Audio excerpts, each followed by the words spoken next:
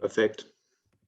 Okay, so welcome everyone. My name is Bernardo Jurema. I'm part of the coordination team of the Justice focal topic at the Institute for Advanced Sustainability Studies, and I'm also research associate at the project Democratic Governance for Ecopolitical Transformations. IASS fellow Judith Papa will introduce today's guest and moderate the discussion. But before we get to that, I would like to say some brief words about this lecture series. This is the 8th lecture in the series we are organizing as part of the activities of the IASS focal topic this year, which is Justice in Sustainability. The public lecture series features different well-established and rising scholars and practitioners in the fields of justice and sustainability. Our aim is to put highly relevant work on different justice dimensions in climate and sustainability politics up for debate, addressing an academic audience as well as the general public. As the climate crisis intensifies and as it overlaps with other crises, matters of justice become ever more pressing, and nowhere more so than in sustainability discussions. So it is in that vein that we welcome our next guest, who will be introduced now by Judith. So please, Judith, the floor is yours. Thank you, Bernardo. Yes, hi, I'm a climate activist and also a community organizer, and right now a fellow at the ISS. And our guest today, Esteban Servat. I first met him about 2 years ago when the pandemic had just started and climate activism was very confusing in Germany. Yeah, and there was Esteban telling me and other activists about his role in the anti-fracking organizing in Ireland. They actually succeeded in achieving a banning of fracking imports in Ireland, a success that was great at the time, but right now they're still struggling against the government reversing this decision. And yeah, Esteban is actually a biologist by training, and he spent 10 years of his life in the Silicon Valley in the field of biotechnology. And when he realized that the health companies he was working for don't actually care all that much about global health and especially public health in the global south, he quit and he went back to the country he was born, to Argentina, to start an eco-village, a multicultural regenerative eco-village, to achieve that goal and to help that goal. And that went well until the government brought fracking to the area, which had devastating effects on the community and on the village, which made Esteban the activist as we see him today. He is the founder of EcoLeaks, and he published a withheld government report that documented the devastating effects of fracking in the region in Vaca Muerta and Mendoza. And yes, he left the country then, and today he's based in Germany and is working with several movements, including Ende Gelände, Extinction Rebellion, Fridays for Future, Shale Must Fall, and Debt for Climate. And today he will help us take a look at climate crisis activism from a Southern perspective, from the shale revolution to Debt for Climate. Esteban will talk for about 30 to 40 minutes. And if you have questions, please write them down or remember them until the end of his talk. And I also ask you not to write too much in the chat if you can avoid it. Thank you. And thank you, Esteban, for being with us. The floor is yours. Thank you very much, Judith. Can you hear me? I'm going to go ahead and share the PowerPoint.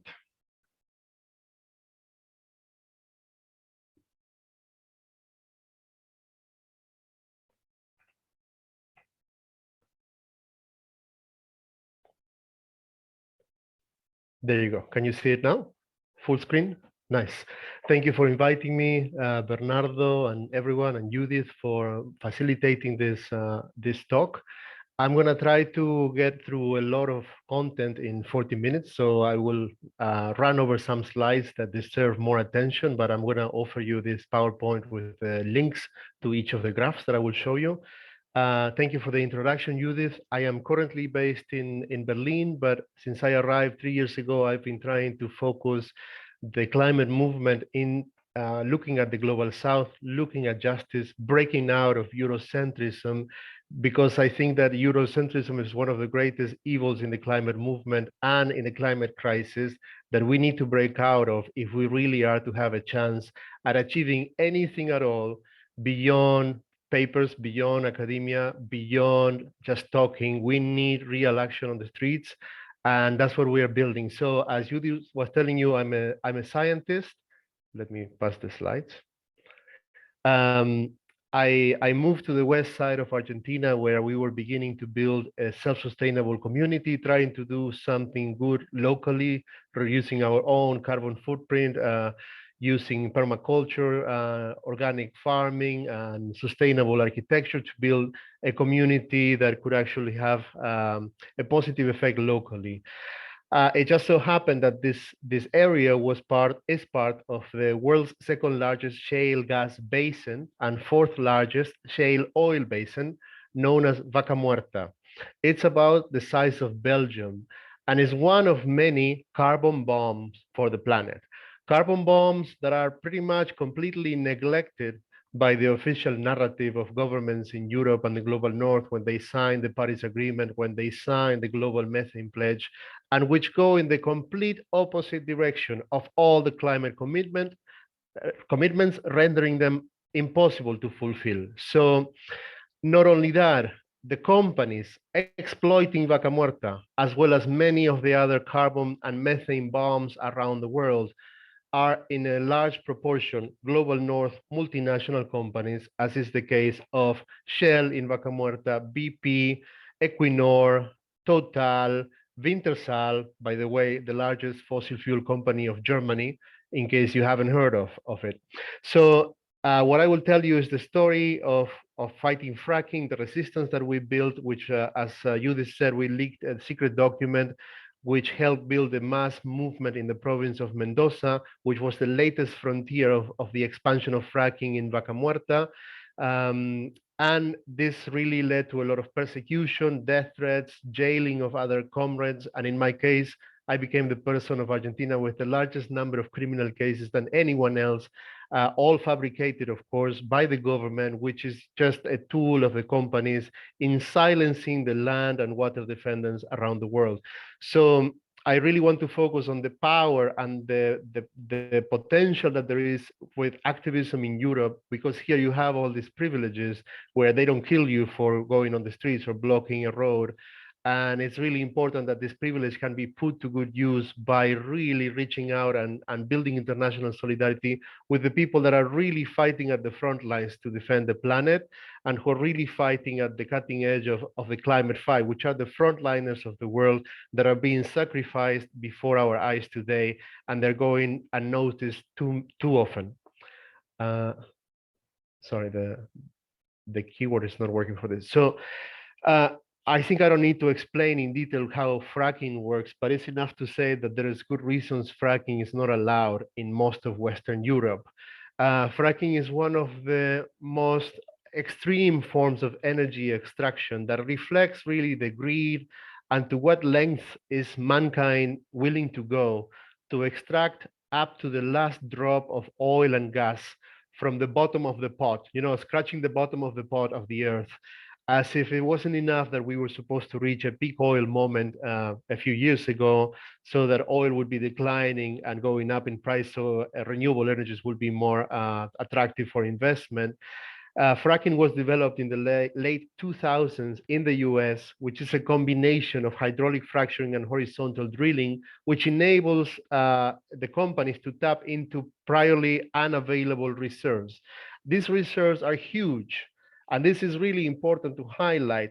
The reserves of unconventional fossil fuels, which are the ones that are going to be mostly extracted by fracking, such as shale reservoirs, are even larger than the conventional reservoirs in the world. So it's enough to say that we need to leave fossil fuels in the ground.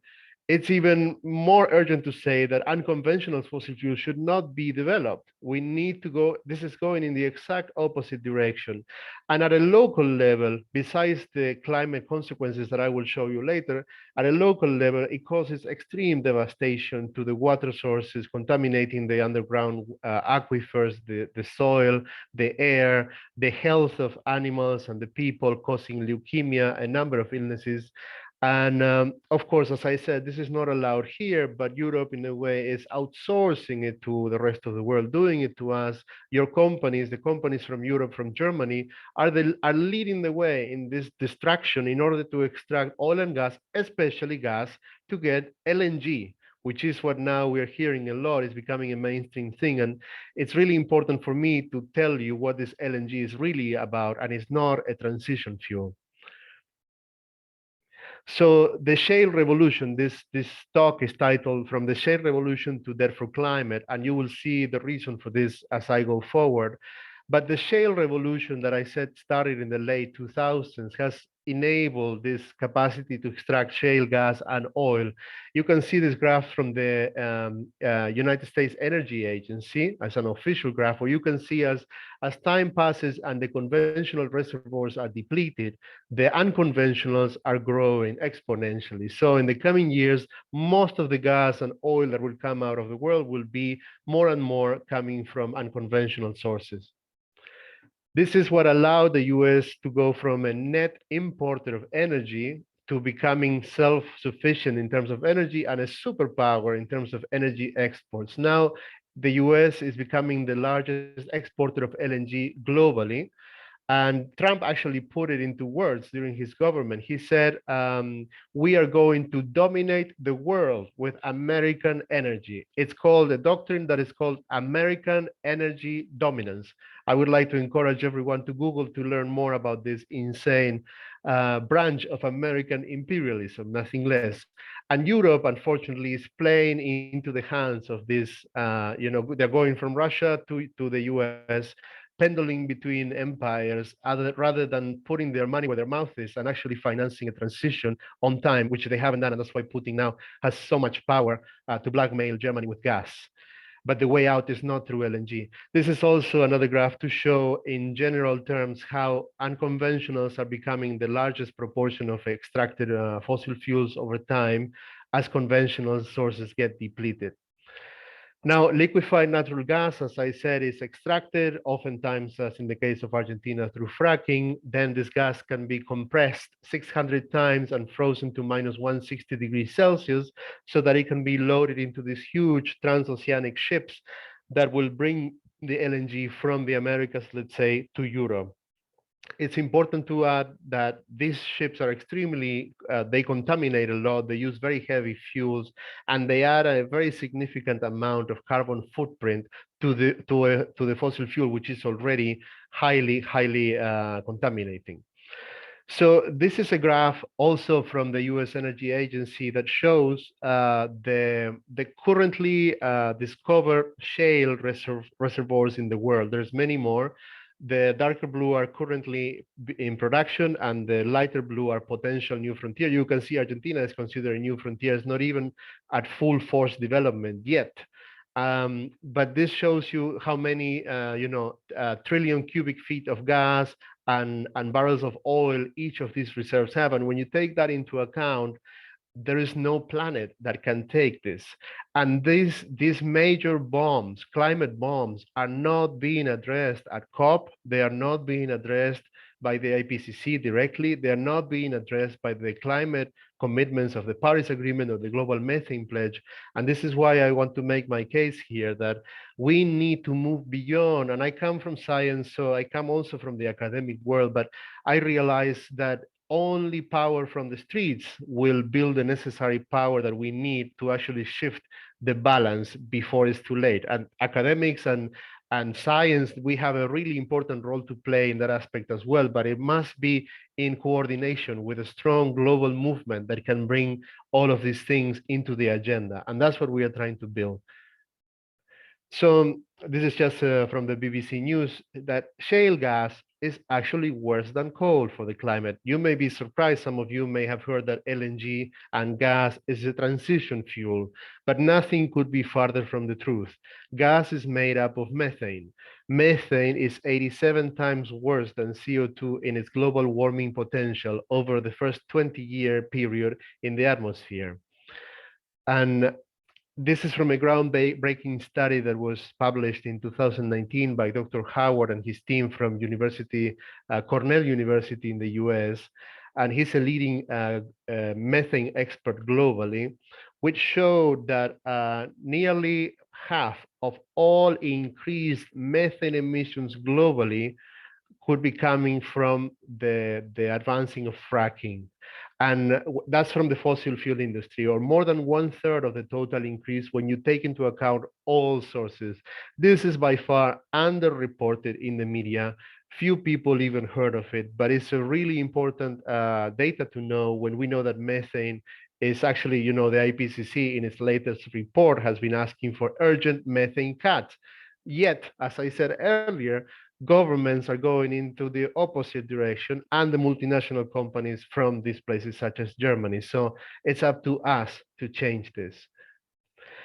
This is also from that paper from Dr. Howard, which when you take into account the methane emissions and the flaring and the venting during the production of this gas, you can see here is a comparison in grams of carbon. You can see that compared to diesel and coal and conventional gas, shale gas is by far the worst fossil fuel of all in terms of its carbon footprint, 40 to 60% higher than coal itself. Also, when you take into account the sources of the largest sources of methane emissions in recent years from the fossil fuel industry, you see that by far shale gas has been the leading source. And as I said, one molecule of methane is 87 times more powerful than a CO2 molecule. Now, I mentioned this earlier, like this is a cognitive dissonance. Why aren't the governments doing what they should, and they're going in the total opposite direction or doing nothing to change this? COP26 was a good example. Nobody was talking about this, and yet there was this COP meeting, and the Global Methane Pledge was announced there, pledging to reduce methane emissions by 30% by the end of the decade. This was led by the EU and the US. And yet, at the same time, the very COP was sponsored by one of the largest methane emitters in the world, which is called National Grid, a multinational company. It's not a state company as it may lead you to believe from that name.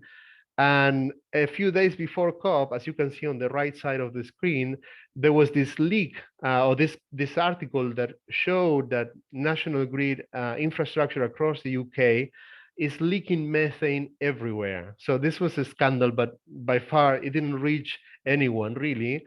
And National Grid remained as one of the main sponsors of COP, and they had some events in the green room, in the green area, such as something titled Empowering the Youth to Lead the Climate Fight and stuff like that. Someone from our movement went there, and they made a little action that messed their presentation. But it just shows you to what level of cynicism have we reached, that they're doing the exact opposite to what they should. And mostly the climate movements have not yet been at the level that we need to fight them. Now, fracking is also tied to the plastics boom. So fracking, the extraction of shale gas has multiplied the availability of cheap ethane. Ethane is a raw material for a lot of the plastics that are produced. And while everyone is talking about stopping the use of plastics, plastics have only gone up in production. In the US is leading the way. You can see here they were planning to expand 264 petrochemical plants, increasing production by 1/3. And that's just the US. The same is happening in Europe with INEOS. It's expanding. Fracking, plastics are expanding, and their expansion is thanks to the availability of cheap ethane from fracking. So two very deadly industries are mutually benefiting. Now, I talked about climate, I talked about papers, but the human and environmental impacts of fracking are huge, and they're widely and broadly documented. In the case of Argentina, the Mapuche native people, their land is where Vaca Muerta is. So they are the ones paying the highest price. And again, I will give you the links to all of this in the PDF I'll send you. So the violations of human rights, persecution of activists, jailing, murdering. My case is a tiny example compared to the people that are being murdered everywhere. Like in Colombia, every other day, on average, a land defender is assassinated. The Philippines is also one of the most dangerous places in the world. So anywhere you look in the global south, defending the planet, defending the Mother Earth for all of us has a huge cost. And it's really important that we can build international solidarity to at least reduce the number of people that are murdered, because Europe could be watching and supporting that. Now, this is from a movement that we built called Shale Must Fall. It's inspired by Shell Must Fall, but a play on words because shale means fracking, which enabled us to connect grassroots groups from around the world and do huge global actions in 20, 30 countries over the last 2 years with Ende Gelände as well. And someone made, Melina made this from Ireland, made this graph, which is of course not complete, but to show you the extraction and consumption end and the companies, how everything is connected and how urgent it is for us to connect those dots from the extraction side to the consumption side in order to have enough power to be able to affect any change. This is pictures, random pictures from one of the global actions that we did with Shale Must Fall. And then earlier this year, there was a major ecocide in Peru, where the Repsol, the multinational company from Spain, which continues to treat South American countries like their own colonies, they caused the worst disaster in Peruvian history with a lot of oil spill on the coast and devastating the wildlife and the livelihoods of thousands of families of fishermen. So we organized a quick response to that and came up with this global coastline rebellion, and thousands of people mobilized all over the world in solidarity, also casting light on other cases of offshore drilling and offshore accidents. And it was a great example of how we can all come together in international solidarity, also connecting the wide European movement with the minorities, migrant groups here, like the Peruvian community in Berlin and so on. It was a great way to build those bridges that are oftentimes missing. But as I said, we built this Shale Must Fall, the coastline rebellion. We realized that we are not powerful enough to stop this destruction. And we keep thinking, how could we come together in large enough numbers, in large enough, with enough power to actually make a difference? I think that the climate movement in Europe also has largely overestimated its power and its impact. And a lot of the activism is for pictures, for Instagram, is performative, is a great way of expression, but it's not affecting change. And in this graph that I made, it's just a picture of a random demo in Germany. And I just wanted to show how the bubble in Europe, the Eurocentric bubble of, okay, we are, fight for 1.5 or read the IPCC, it's all about CO2 emissions. But then down there in the global south, we are not really taken into account in this agenda. Colonialism is not addressed. Debt and the role of debt in the expansion of the fossil fuel industry is not addressed. The frontline struggles against fracking, mining, deforestation, offshore drilling are barely addressed at all, if at all. And the carbon bombs, the climate bombs, such as the EACOP, Vaca Muerta, Okavango, the tar sands, they are not addressed in the agenda of the climate movement in Europe, which is the movement at the same time that has the largest impact on the media and on the agenda. So it'd be really important that some of these things would actually permeate into the agendas of the global North movements, and that's where we are working on this. So at a time when our countries of the global south are in so much debt, we have begun to build this movement starting at the end of last year, starting from the global south, connecting debt and climate. And maybe many of you will think, well, what the hell is this? What connection is there between debt and climate? And I will try to briefly explain that to you. So the context in which this was born, Argentina, where I come from, a few years ago, about 4 years ago, the right-wing president Macri got us back in debt with the IMF, International Monetary Fund, for $44 billion. It was the largest loan ever awarded in the history of the IMF, awarded irregularly, awarded breaking its own statute with the deliberate intent to help Macri win the re-election. Not only that, but most of the money as it came into the country, it flew right out through financial schemes.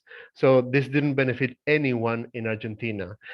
At the same time, because of that debt, luckily Macri lost the re-election, but the so-called progressive government that came after, instead of questioning the debt, they were under so much pressure from the IMF and international creditors that they actually gave in and legitimized the debt to borrow more money so that they could pay back just the interest on the old debt.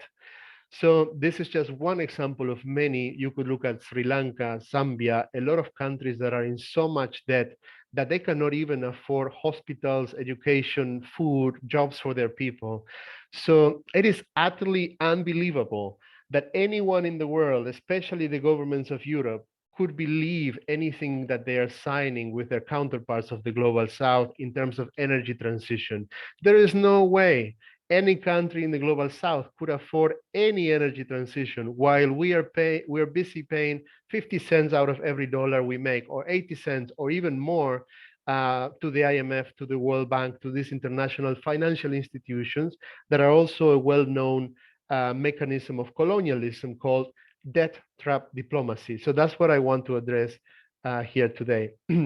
So the global north is by far the largest contributor of greenhouse gases. You can see the numbers here, while the poorest of the world have almost none of the emissions and yet are bearing most of the consequences of the climate crisis.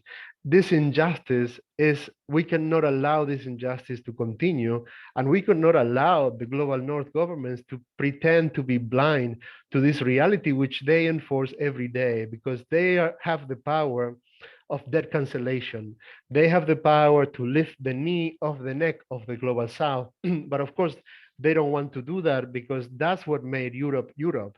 Europe is the result of the exploitation and colonization and enslavement of most of the world over the last 500 years. This theft, this plundering of the global south was first affected through invading and armies, but today, and since the 20th century, it's been mostly done in the form of debt. You know, Latin America, as soon as we became independent from Spain, or as Bernardo from Portugal in Brazil, we went right into becoming a neo-colony of England through debt. The first loan that was signed in Argentina in the 1820s with England was not paid back until more than a century later, over many times overpaid on interest, because borrowing money for the global north is very cheap.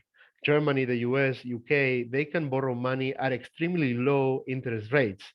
But the global south is the opposite. The interest rates are huge, and the global north actually is making a killing out of this interest, 10, 20, 30% interest for the poorest nations in the world, that prevents us from ever being able to pay back the loan, because these countries are just busy trying to pay back the interest on those loans.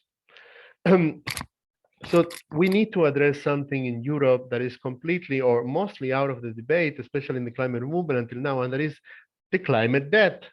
If you take into account the greenhouse emissions of the global north of Europe and North America, for example, they're huge, right? They're far beyond anything that Africa or Latin America could account for. But the climate debt is not just about carbon emissions and methane emissions. The climate debt is also needs to address the reparations and the loss and damage that are owed to the global south as a result of 500 years of exploitation, colonization, and enslavement of much of the world. So obviously the global north and its companies don't want to address that. Acknowledging a climate debt would put them in debt to us, to the tune of trillions of dollars. You know, just to give you one example, India went from being one of the richest countries in the world to becoming one of the poorest over the 200 years of colonialism from the UK, which drained an estimated $45 trillion of wealth from that country. So when you take into account all of that, the financial debt that the global south owes the global north, such as the IMF and the World Bank, is just a tiny, tiny fraction compared to the climate debt of the global north to the global south, which is in the order of many trillions of dollars. And so we need to build a movement where all of these issues are taken into account and put into the agenda, and united between global south and global north, we can actually affect the change that we need in order to bring some justice into the climate justice agenda. Climate finance is another one of the tools that were put into place to help the global south countries finance a just transition. The problem is that it's only 100 billion euros a year, and it's nothing, and it's also not even being fulfilled. And they want to do this in the form of more debt. This should be interest-free payments, and these are being mostly negotiated in the form of more debt to the global south. And the moment we started building this movement called Debt for Climate, it's also because we see that the world is heading very, very fast into a global debt crisis. So we are fighting the climate crisis, and very soon will be a debt crisis that will start in the global south. And it's already happening with Sri Lanka, Zambia, Argentina being the tip of the iceberg of something much larger. The global south countries have gone to huge percentages of ratio of debt to GDP in the last couple of decades. The pandemic forced them to borrow even more money. And now with the food crisis, the war, the inflation, and the recession that is coming in the US, it's all headed very quickly into a debt crisis. So there is no way. Some of these countries have the most biodiversity in the world, such as Colombia, and they need to take care of the Amazon. They need to take care of the biodiversity. They either protect that for all of us, or they pay the debt. That's what Debt for Climate is saying. We cannot do both. We need to cancel the debt of the global south to enable a just transition. There is no way otherwise. These countries will never have a chance to finance that. To give you one example, Nigeria has just over the cost of servicing their debt has surpassed their national revenue. Okay, can you believe that? So at the same time, Nigeria is suffering all kinds of devastation, exploitation for oil and gas, human rights violations. There's no way. Who's talking about a transition in Nigeria and in the countries that are so affected by that? It's just impossible, and it's just an illusion. So that's what Debt for Climate has been built to address, and it's in the process of being built, but we are very excited because it's growing really strongly.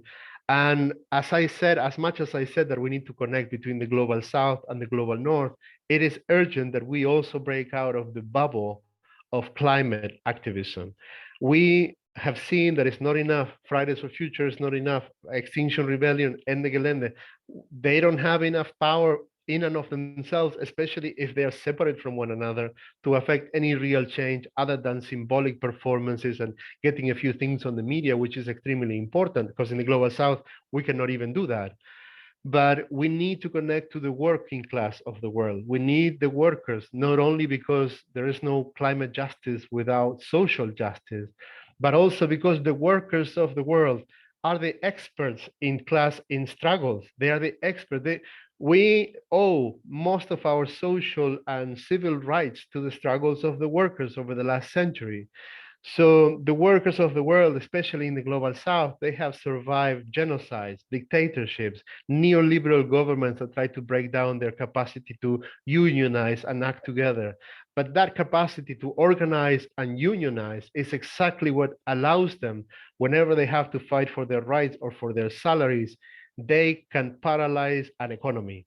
And that's exactly what we need at a global level. We need to find a way. We know that in 5 or 10 years, when things are getting too bad, all the labor unions will be fighting for the climate, but we need to find a way to make a quantum leap, to save 5 or 10 years, to engage the labor unions and the climate movements together now.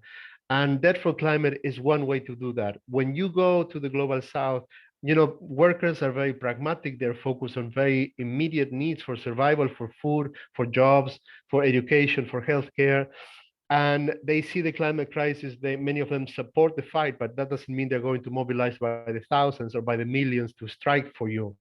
But when you tell them about debt, that's something that catches their attention, because that's something that directly affects their food, their capacity to feed their family, their job, their capacity to have a decent life and a decent salary, because most of the money is being drained to pay the global north creditors.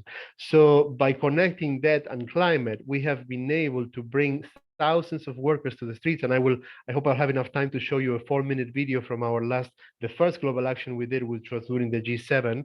So I want to try to speed up a little because the video can explain things better than me. So this is about turning debt into climate action. If you can cancel the debt, which is in the order of trillions of dollars globally for the global south, the global south also has trillions of dollars of fossil fuels in the ground, many of them in the form of these climate bombs, such as is the case of Vaca Muerta, the Okavango, and so on. So these climate bombs that are completely neglected from the official agendas in Europe, they need to be addressed. And the only way to leave much of that in the ground is to enable just transition by canceling the debt. So, as I said earlier, there is a link between debt and the climate crisis. A lot of this is being done through the environmental destruction by multinational companies that are being benefited by the World Bank and the IMF, because they use the financial stranglehold they have on our countries as a political tool, as a political leverage. So they get their companies to extract more oil and gas, open to offshore drilling and mega mining and whatever they want, so that simply the global south continues to be plundered to ship all of these raw materials to Europe. And that's something that cannot continue, because if Europe continues to consume these materials at the pace that it has been doing for the last century, there's just not enough planet to live on. We need to stop feeding this machinery of consumption in Europe that is coming from the sacrifice and destruction of the global south. And this extraction is mostly driven by debt in order to pay back the interest on these loans. So it takes to more extraction to pay the debt, and the governments get more into debt to extract more, while the global north financiers and the companies continue to make profits out of this. And that is killing people. You know, the IMF, the World Bank, every time they impose these austerity policies in the global south, this leads to millions more poor and people who cannot afford food or healthcare simply dying as a result of this. And also healthcare, the pandemic and things like this being completely left out on any capacity to afford taking care of themselves or having a decent life. So we say that canceling the debt can enable an unprecedented climate action. And that's what it's in for the global north as well. If you ask me, well, what do we have to gain here in Europe for asking for debt cancellation for the global south? Well, how about the biggest climate action we could afford in history, which is leaving trillions of dollars of fossil fuels in the ground? So debt cancellation is not an act of kindness or charity of goodwill. This is about justice, such as this lecture is about justice. You know, this debt has been paid over many times over with just the interest payments, as I gave you the example of the loan from Argentina from the 1820s. So this is for justice and for the benefit of humanity, and it's urgent that we can all come together, as Debt for Climate provides us a platform to unite labor unions, climate movements, indigenous movements behind one common goal for justice, and to turn that into climate action. The time to do that is now. As I said, we're heading very quickly into a global debt crisis, which together with the twin crisis of the climate crisis, this is going to be a recipe for disaster. And we need to build at a time, especially in Europe, when so many forces are trying to divide the working class from the climate movements, you know, especially with the cost of living crisis and all of this. It is urgent that we build an alternative narrative which connects the labor, the working class with the climate movement, instead of dividing us and turning it into an antagonism that will end up in who knows what after the next financial crisis. So that's Debt for Climate. This is the first global action. And the next steps, I will show you the video now. And we are building up for the next global action to start October 14th, which is when the IMF and World Bank are holding their annual summit. Globally, we're going to mobilize, and it's an open call to action all the way until COP in November, so that any group that is mobilizing, if you belong to any group that are going to take action, you could easily include the demands for debt cancellation, so that more and more people begin to find out of how this financial colonialism is behind a lot of the climate crisis and what we can do about it. We can do a lot. Germany holds the 4th largest power within the IMF. Minister of Finance Linder is the deputy governor in the IMF. Germany owes a lot of its success, the economic miracle, to debt cancellation that it got after the war, to rebuild so it wouldn't fall into the Soviet sphere of influence. This is what we need now. If they could do it back then to avoid Germany falling for communism, they can definitely do this debt cancellation to fight the climate crisis. There's no bigger reason globally than that. And this is our contact, and also on Twitter and social media is just @debt4climate. Please follow and share if you can, and I will show you the video now. If that's okay, are we okay with time? It's just a 4-minute video. Thank you. So let me stop sharing now. And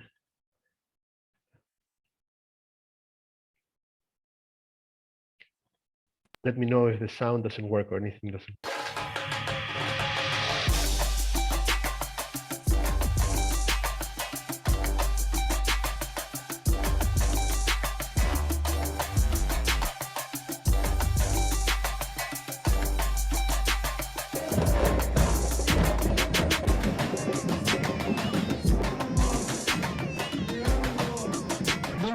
Latina, desde el sur global levantamos nuestras voces para decir que se anulen las deudas financieras ilegítimas que empobrecen a nuestros pueblos. Para exigir que la deuda del sur sea anulada.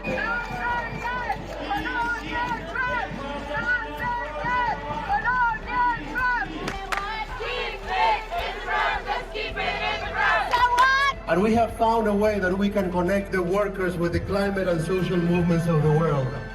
It's up to us to lead the transition. The IMF and the World Bank, they are keeping our countries in the global south in so much debt that we are forced to keep expanding the fossil fuel industry just to keep up paying the interest on the loans. System change, not climate change.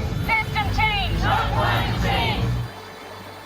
The IMF is wielding its power as a creditor to push for further fossil fuel extraction by US and Europe companies. La Argentina es un caso de cómo el FMI impone un préstamo récord de 44.000 millones de dólares. Su enriquecimiento particular y de sus empresas a expensa de la destrucción de la naturaleza y de la vida social. Because of this debt, our country can't take real action for climate. Sri Lankan people deserve decent lives. We deserve to live in an environment that is safe for our animals, our biodiversity, and our ecosystem, and our people. We want to implement a just transition in the developing world. We want to end climate change. And the global north has the largest climate debts. Le progrès, la richesse, le développement des pays développés et riches actuellement se fait sur l'exploitation de notre terre-mère y sur l'exploitation y le génocide de nos peuples. Es por todo esto que este es un llamado urgente a todos los trabajadores y movimientos ambientales del norte global a unirnos. The countries in the G7 have built their wealth on the purposeful underdevelopment of the global south. G7, we want justice for colonialism. We are tired. Il est inacceptable que notre population continue à souffrir, continue à payer un lourd tribut à cause des dettes qui ont été contractées par le Belge lors de l'époque coloniale. Take the knee off the neck of the global south. One of the richest countries in the world, India became one of the poorest. Between 1765 and 1938, Britain drained a total of $45 trillion.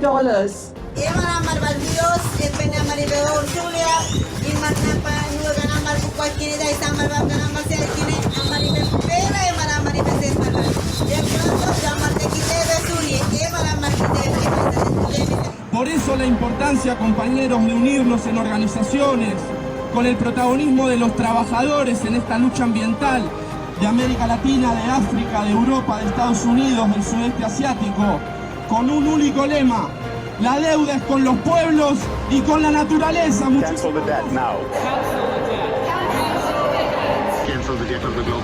La deuda es con el pueblo y la naturaleza.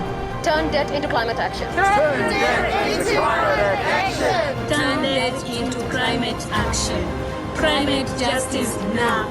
Queremos justicia climática. This is only the start of a campaign, multi-year campaign, to hold the global north accountable for its climate obligations to the global south.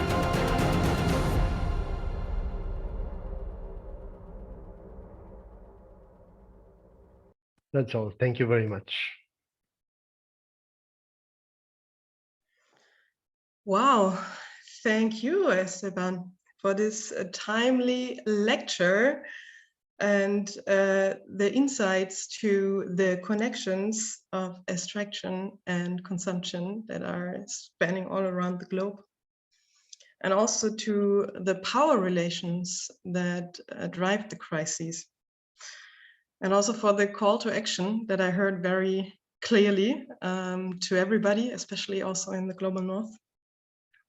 Yeah, and it's actually very moving to see this video and to see the people organizing together and joining forces together globally. So thank you very, very much for this tour de force. Okay, now take a deep breath in, everybody. We now have time, a good 30 minutes, to have a conversation with Esteban. Before we go into the discussion, I would encourage comprehension questions. So if you didn't understand something, if you're not sure if you got it right, if you would like to ask Esteban to elaborate on something specifically, then please, raise your hand. You can use the reaction on the bottom of your screen. And I would like to ask you to speak verbally and not to write it in the chat, but if you feel more safe in the chat, then it's also fine. We will read it out loud for you. And we will play ping pong. So one question and Esteban directly gets the chance to answer.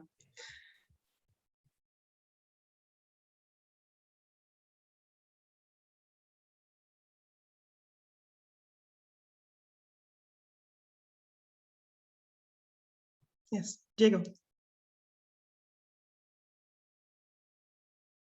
You're still muted.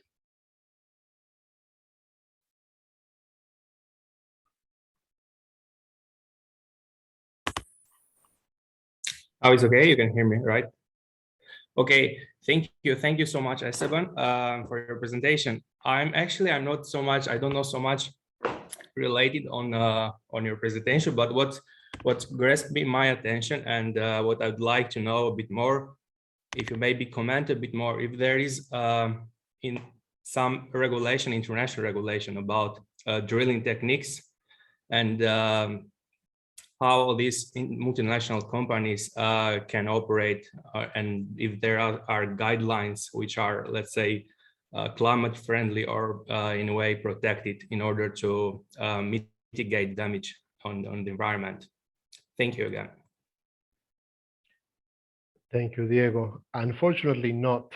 That's precisely why companies, for example, from Europe can do overseas things that they're not allowed here, such as fracking and also mega mining.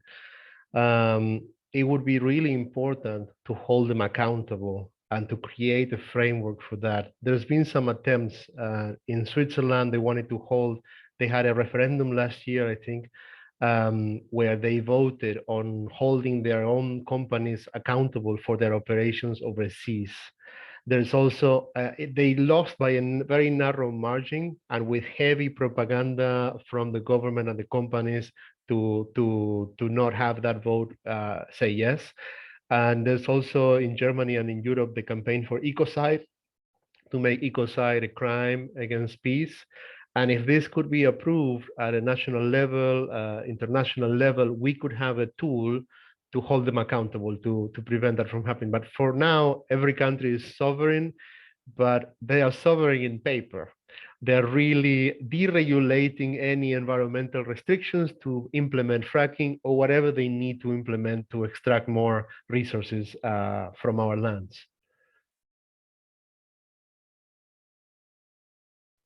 Thank you. Diego is nodding. Okay, so more questions that help your comprehension. Okay, if everybody is, everything was clear, then yeah, I would also like to invite you to start a discussion or also bring input, bring your perspective. Yeah, Benno. Yeah, many thanks, Esteban. That was really moving, as you already said, Judith. And yeah, you really had to take a deep breath after the short video, which was which made you really understand this energy which is in these issues, which is inside these issues. So thanks a lot for your talk and also for the video.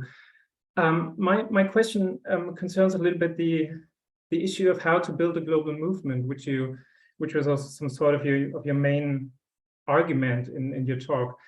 And what I really see is that there's a big problem, which you also mentioned.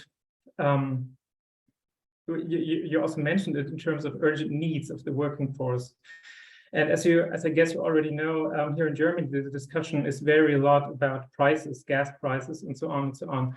So right now, also from the political side, there's also a little bit the fear that also in terms of justice, there's the fear that this price discussion will turn into some sort of yellow vest effect, which was happening in France and also in other countries of not only of the global north, but also of the global south, that the price increase of gas prices and so on is turning into some sort of energy populism and some sort of new revolt, and into some movement which could lead a little bit to right-wing forces, or which could also form alliances with right-wing forces and right-wing populisms.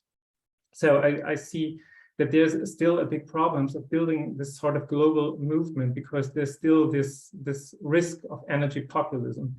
And I understand from your perspective and how far that could be a new narrative or a new mechanism, but maybe you could elaborate a little bit more on how these fears of price increases in terms of energy prices, in terms of energy justice, and the risk of energy populism could be taken away, and how far are the political measures or political mechanisms that could turn away this fear of a new energy populism, especially here in Europe, because you said it's so important to get this movement not only on the streets, but to develop and to build a broader movement in terms of energy, in terms of a just transition.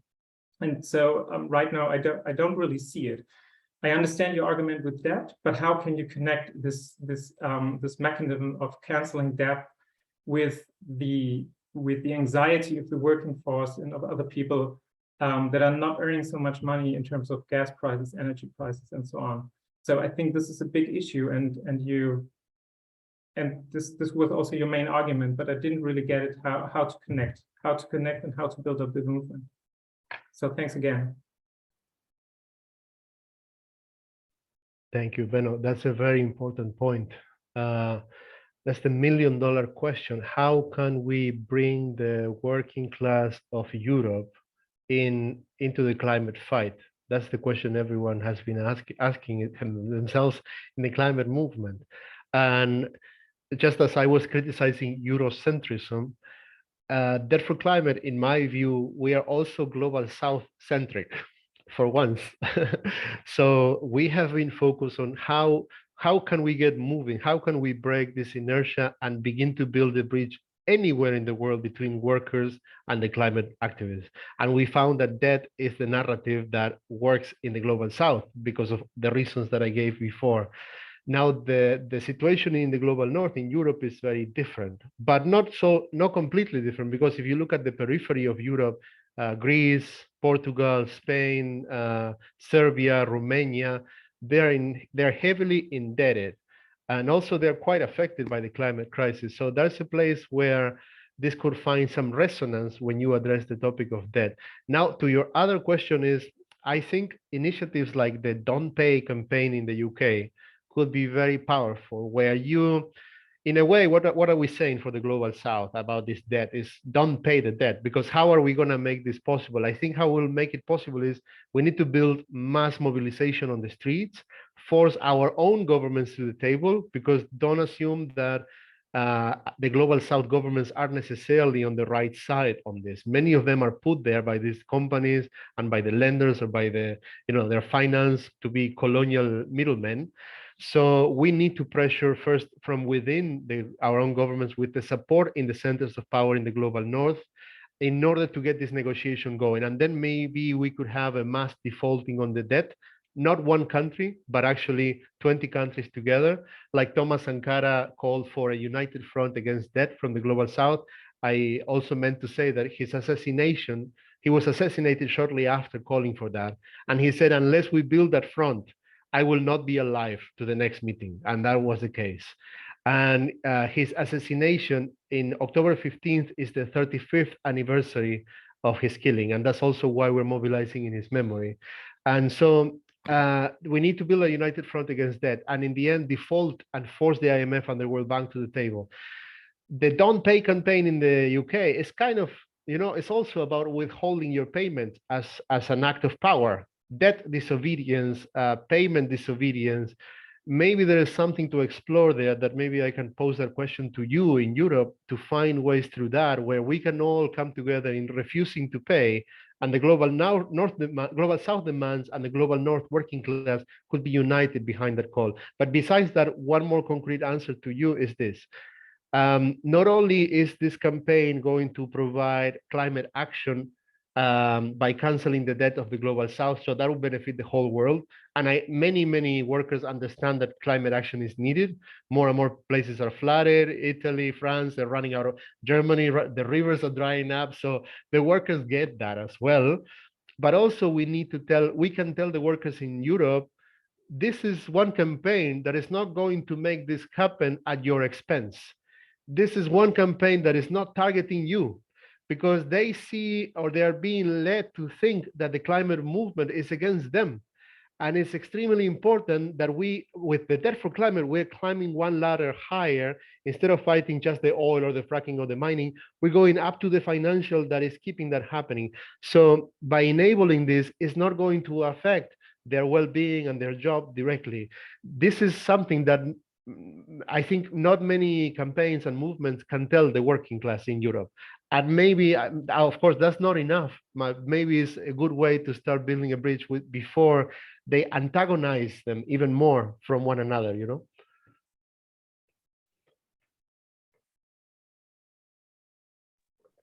Thank you, Esteban. And Elias, please. Hi, Esteban. Hey. Thank you so much for all the work that you're doing and for joining us also. I think it's really important also that, also researchers hear about it, because I think not only as activists, but also as people who think like there are still some things that we can do. And and thank you also for bringing up Sankara. I'm one of the most moving quotes that I always remember from this speech that you mentioned is the part where he says that if we don't repay the debt, you're not going to die to the creditors. But if we repay the debt, we are going to die. And I think for many places in the world in 2022, this is absolutely true. For many countries, repaying the debt means that people are going to have to die. Whereas if that is canceled, probably no one's going to die as a consequence of that. And so just a thought and a question. The thought is related a little bit to what I've been thinking about at the Institute recently, which is this idea of the climate strike.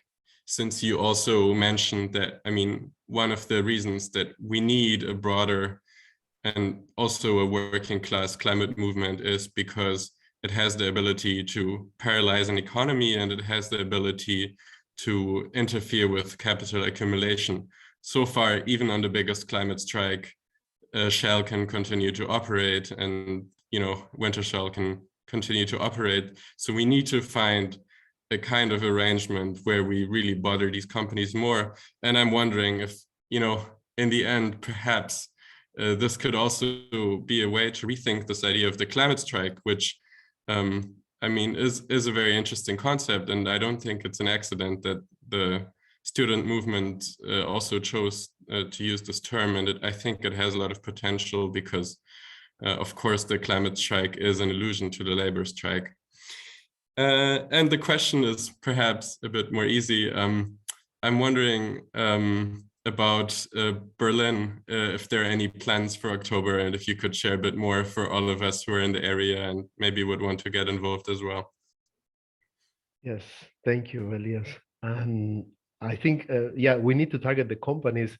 We need to build Shell must fall for all the others. Wintershall must fall, Total must fall. We've been doing that in the last few years, but we need to increase the pressure and the visibility. Like, how is it possible that many people in Germany don't even know the name of their largest fossil fuel criminal? It's just insane. And then as for your question, yes, I think there are big plans in Berlin and across Germany. The campaign in Germany is going quite strongly. And, if you want to get in touch, just write us by email, or I can give you my number as well. And I can put you in touch with the German group, and you can join the meetings and discussions. Yeah. Thank you. Okay, now Lena. Hi, thank you for your presentation, Esteban. If it's okay, I will keep my video off because I'm outside. I was walking. I need to get off my desk sometimes.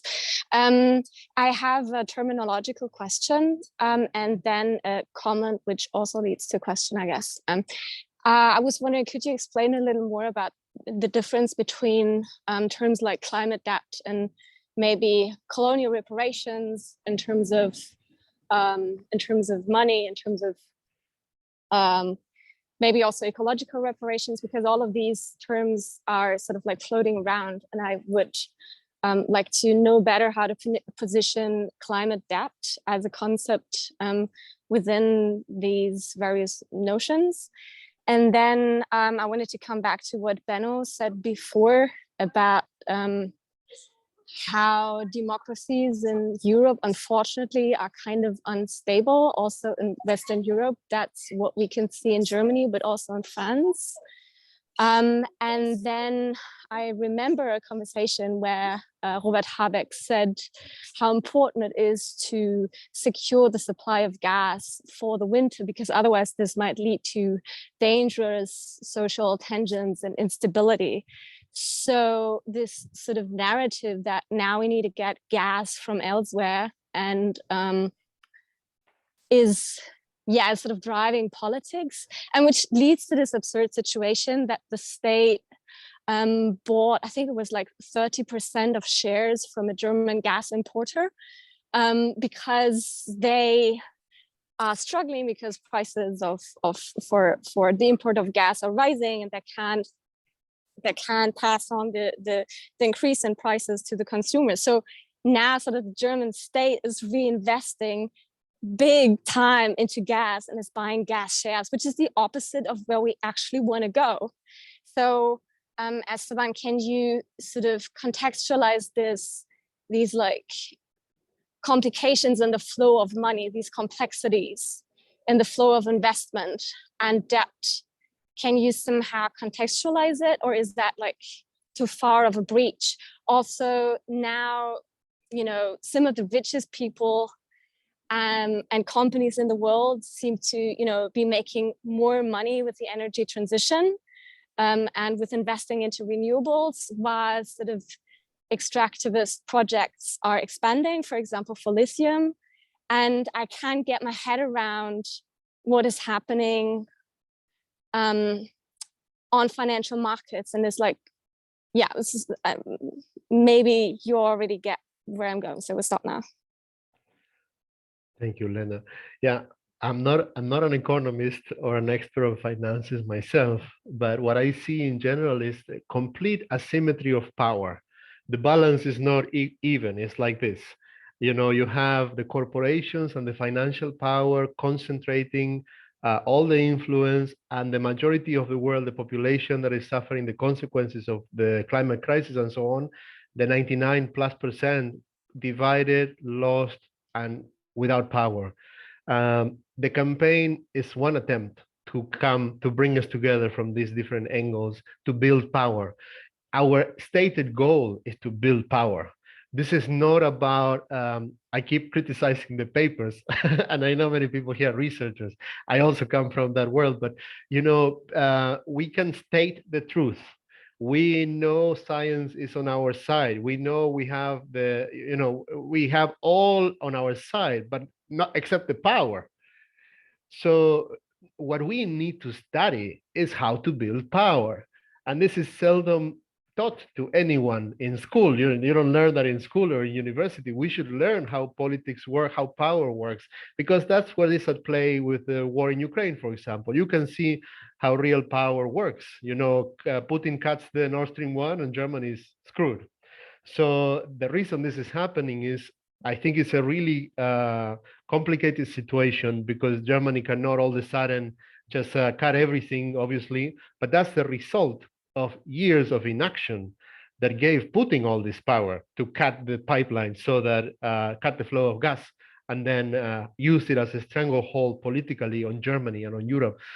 So I think the reasons for this is that the government of Germany and of Europe, for you, for us, they govern for the corporations, the financial groups that finance their campaigns, that the lobbies that keep them in power. So that's the imbalance of power. We need to find a way. Every country will have a different formula, but we need to find a way to, first we need to study how power works. We should really, especially those of you who are scientists, I would encourage or challenge you that we should get out of our own disciplines, biotechnology, physics, whatever it is, and try to study how power works, how military strategy works. We need to think like, we're not going to win any battles if we don't think strategically. No battle was ever won in history without a strategy. So what we have right now is a lot of discussions about tactics, but no discussion on strategy. And the Gelände spent the last 3 years talking about civil disobedience plus, and hours and days went by whether they were going to sabotage a mirror of a truck. And these are tactics. But you know, a wise man from China 2,000 years ago, Sun Tzu, who wrote The Art of War, one of the brightest military strategic minds of all times, he said, strategy without tactics is the slowest path to victory, but tactics without strategy is the fastest path to defeat. So I think, Lena, we need to build power to change, to bring it back, because the governments are permeable. They are receptive if you have power on the streets. The only reason they are co-opted and working so blatantly to keep the fossil fuel industry in place is because we don't have the power to counterbalance that. In a democracy, we should be able to build that to counter the power of the fossil fuel industry, which, going to what you said about gas imports, yes, Germany is planning now more than 10 LNG import terminals. And a few weeks ago with Ende Gelände, there were the demos and blockades, and the climate movement is also beginning to tackle, but it's playing catch up. You know, we're going always trying to catch up. And it's really worrisome, because these terminals, many of them will lock Europe into decades of dependency on gas, and they will not go online for a long time, so well beyond what is needed to get Germany off the Russian gas right now. What really we should be pushing for together, in my opinion, is this is a unique opportunity in history for Europe and for Germany, out of all countries, who has the funding and the money to do that, is to build energy independence with renewables, not with more colonialism, not with more extractivism, but actually to build energy independence with renewable energy, make Europe self-sustainable so that it doesn't need the Russian or the American gas, which is going to save you today. But when Trump comes back in a couple of years, he's not going to have any mercy for Europe again. He's going to play you like another card in the game. So that's the way I see it. And you also asked about the climate debt. The way I see it is the climate debt encompasses all of these things that I talked about: reparations, loss and damage. These are all part of the climate obligations of Europe or Global North to the global south. And debt for climate, what is the place of debt for climate in all of that? Debt for climate is the result of thinking strategically, trying to find the weakest link in the chain. And we believe we have found the weakest link in that chain, which is reparations, loss and damage. The governments of the global north are refusing to acknowledge their climate debt. And reparations and loss and damage will require that they actually admit to what they owe, and they're going to start providing money and be proactive about that. The debt, the financial debt, is already on the balance sheets of the global south. It doesn't require them giving any new money. It's just canceling that debt, which would enable climate action that would benefit their own populations as well. So it's just the weakest link in the chain. I'm discussing with a lot of people who are pushing, there's a lot of campaigns for reparations, loss and damage from Africa, Latin America, Southeast Asia. And they said, one of them said, yes, I understand, because if we get money, which will be just a minor amount if they give you like a little tip, it's going to be drained again. Because if, let's say, you're Uganda or Nigeria or Argentina and you get some money for financing or loss and damage or reparations, the money will come in and go out right back to pay the interest on the financial debt. So the financial debt not only is the first thing that we can cancel, it's also the first thing that we must cancel. That's the strategy behind this thinking, but it's all part of the same larger climate debt that we are all trying to address. Thank you very much. And Christy. Yeah, thank you. I hope you can hear me. All right, so I am from Nigeria, but I'm based in the Netherlands. So when you mentioned Nigeria there, I almost sank in, because I think we live in a world where I'm an engineer, by the way, chemical engineer, who's worked in the oil and gas industry for a couple of years. So a lot of things happening recently are just sort of what I've been taught in university and worked on for a couple of years of my life is just turned upside down. And luckily, anyway, I'm working with WECF, which is Women Engaged for a Common Future, trying to find ways to speak truth about these false solutions that are out there from technologists like myself or previous life that I lived in. Now, my question is, thank you very much, Esteban, for your wonderful presentation and the videos. And my colleagues and I are trying to be there at COP27. We're trying to find ways to define our demands, if I may say. We tend to package our demands in a word called ecofeminism. So it's coming, and that's, anyway, I won't try and go into the definition. But in all you've presented, I was wondering if you've done any study in terms of China, like where in your work and the things you've analyzed, where would you put China? How can we engage or disengage with China? And I ask that also knowing that China does a lot of work in my own birth continent, good or bad, I can say. But just a random question. And maybe a second question would be in terms of terminology, which would you say have a stronger power? I like the way you say we need to.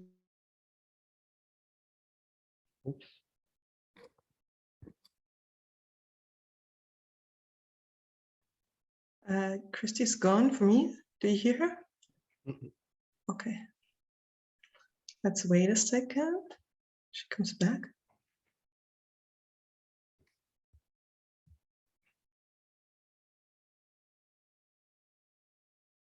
Oh, seems like she's frozen in the center of a question. Oh no.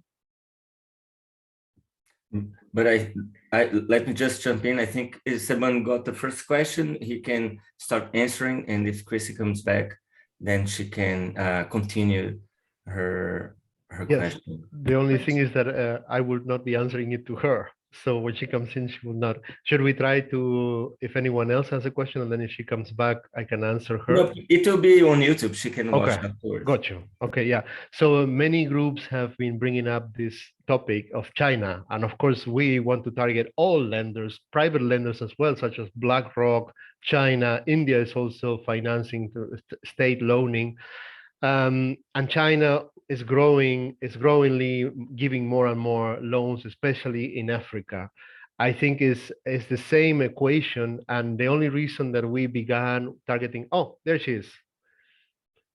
Christy, you want to finish the question? We lost you halfway after you asked me the first one about China.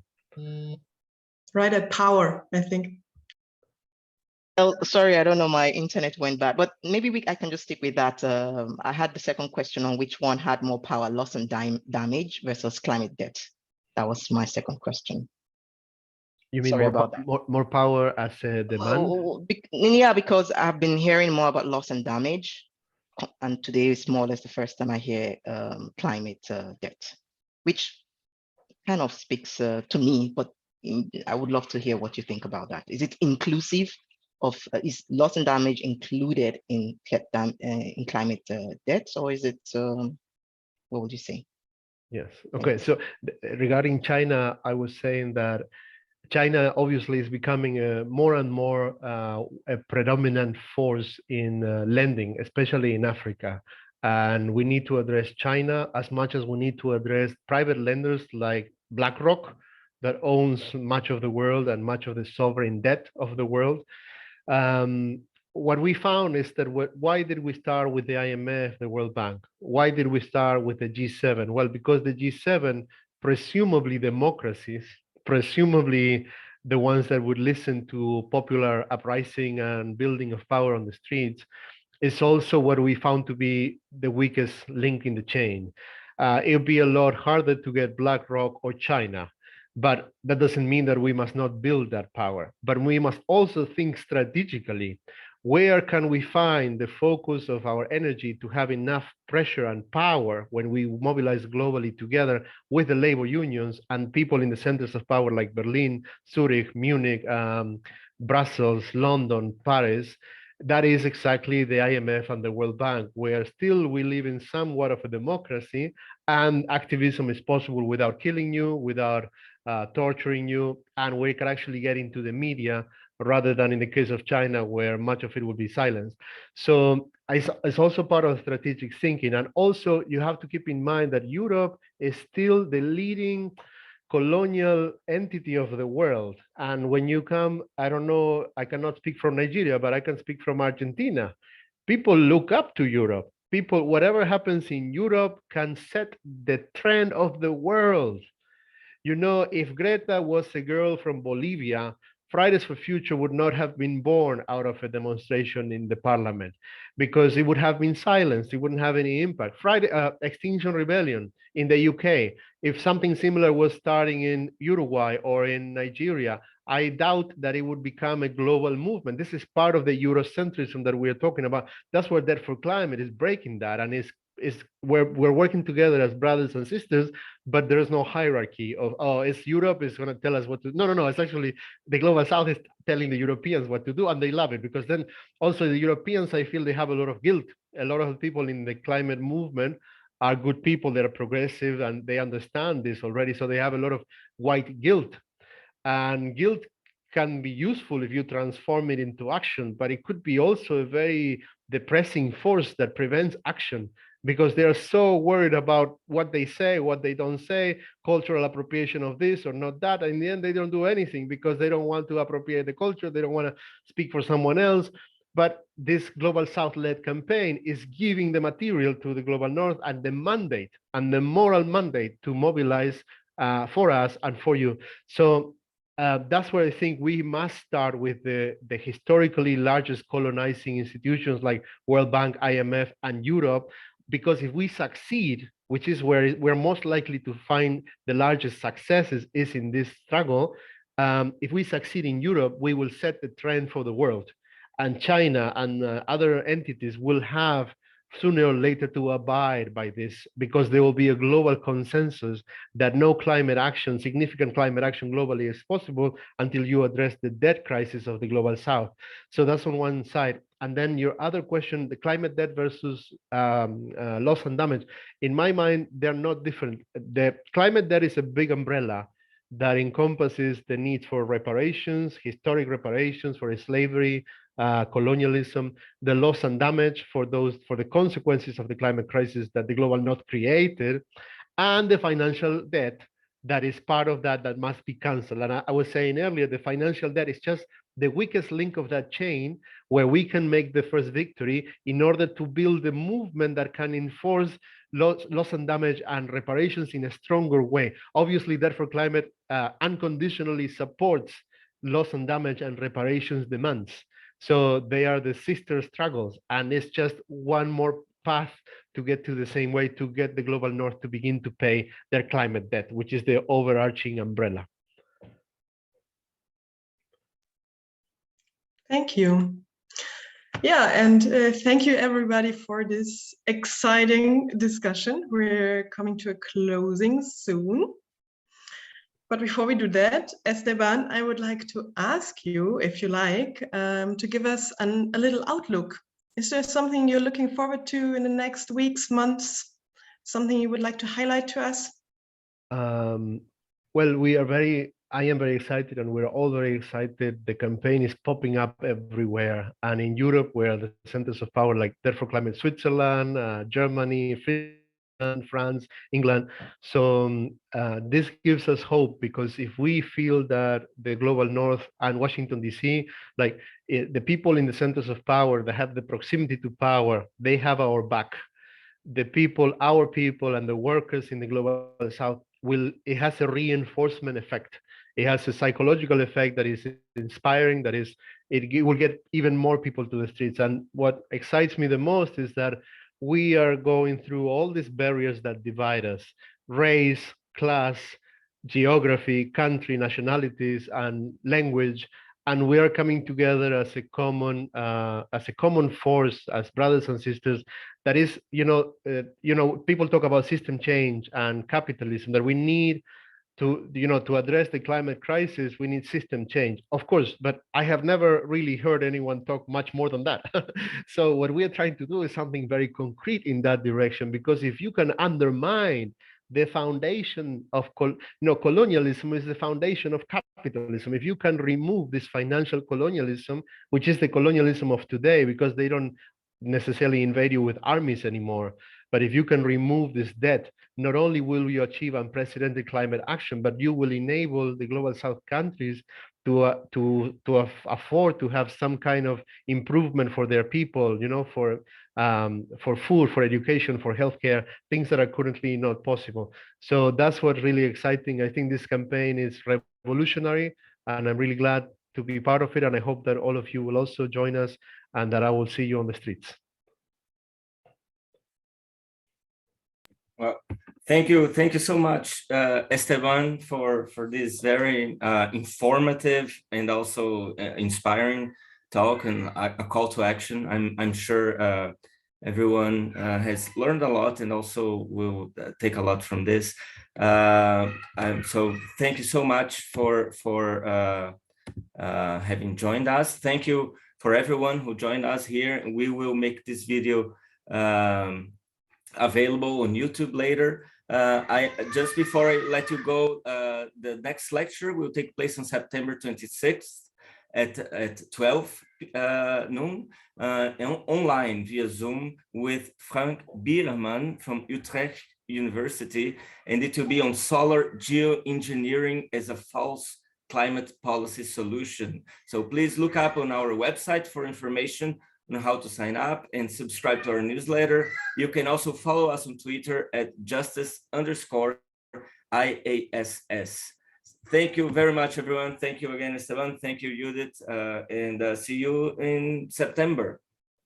Thank you so much. And I will send Judith and Bernardo the PDF in case anyone wants the links to the graphs. And then people can just reach out to us and we can pass it on. Okay. Thank you guys for inviting me. Bye, everyone.